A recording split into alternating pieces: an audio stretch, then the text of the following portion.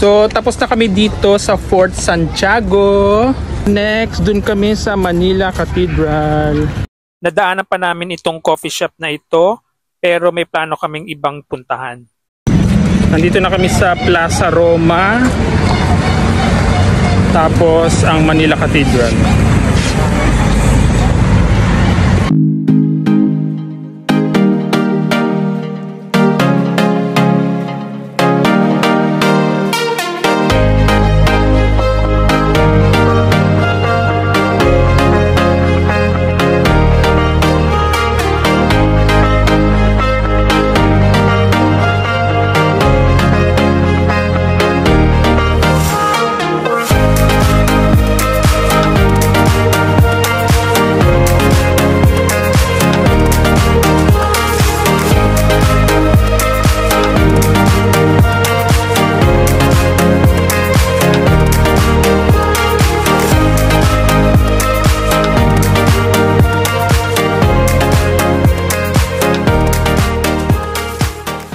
Lumabas na kami ng Manila Cathedral at this time nagugutom na kami at pupunta na kami sa isang restaurant para kumain ng early dinner.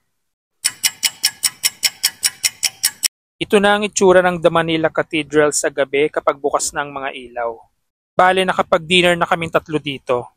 At ito naman ang itsura ng San Agustin Church sa gabi.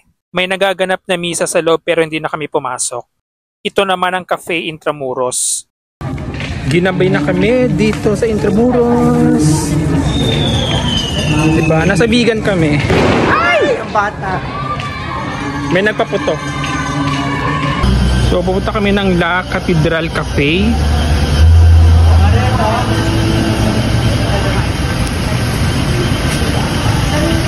Yun. So ito yung La Cathedral Cafe.